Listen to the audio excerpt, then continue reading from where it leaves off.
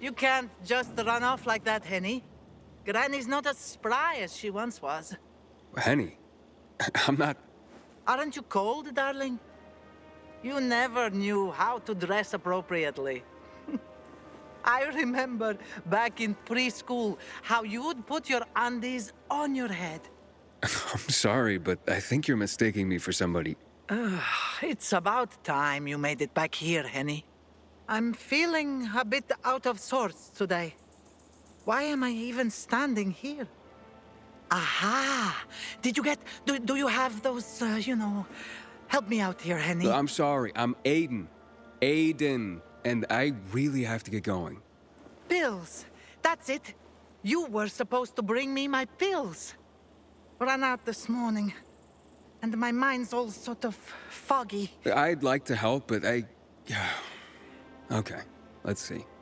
Where do you usually keep these pills, ma'am? No matter, Henny. You were supposed to refill my script at the pharmacy.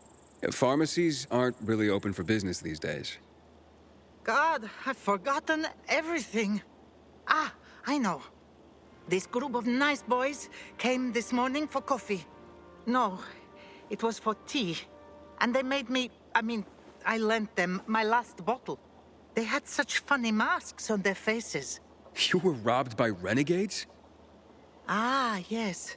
That might be what they called themselves. But they were nice boys. All right, don't worry, Grandma. I'll ask those boys to give it back. Where did they go after that? Somewhere over there. To those abandoned apartments behind me, I guess. Darling, don't you boys get up to too much mischief together. I'll be waiting with a hot cup of tea by the windmill south of the VNC Tower.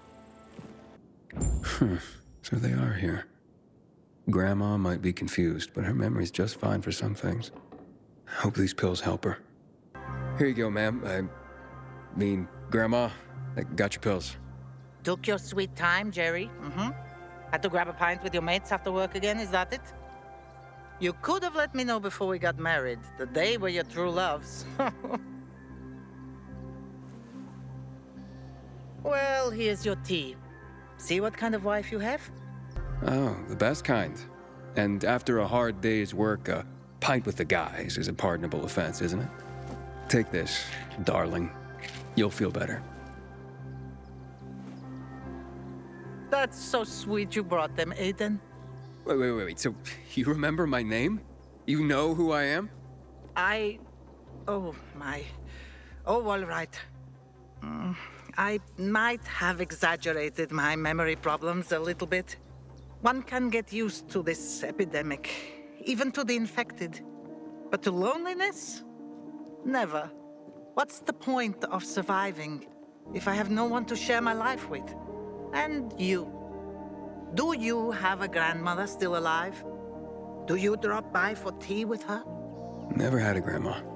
Truly? Then you do not even know what you are missing.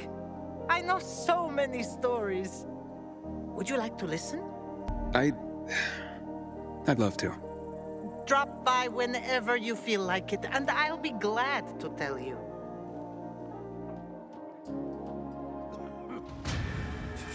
I'd love to hear your story now. I am Bosnian.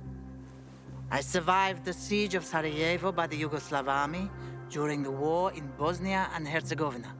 It started in '92 and lasted 4 years. The longest and bloodiest siege in the history of Europe after World War II. My mother and I were hiding in the basement. Very tight, very uncomfortable.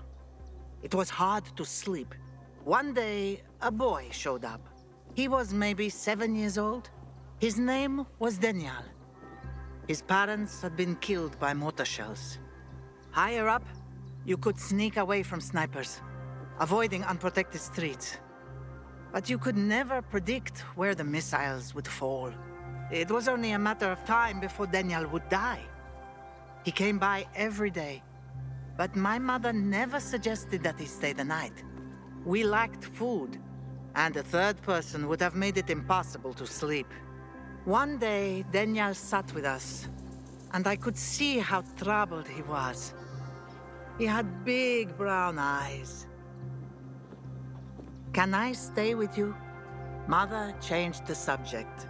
In the following days, she did that 3 more times, until finally, she let him stay. Might she change her mind? I asked her the same question. She said, I had to remind myself what it meant to be human. I have remembered that my whole life. When the virus broke out, I sheltered dozens of immigrants. People think of themselves to survive. But they won't survive if they think only of themselves. Wow. I never thought about it like that. I'm glad I met you.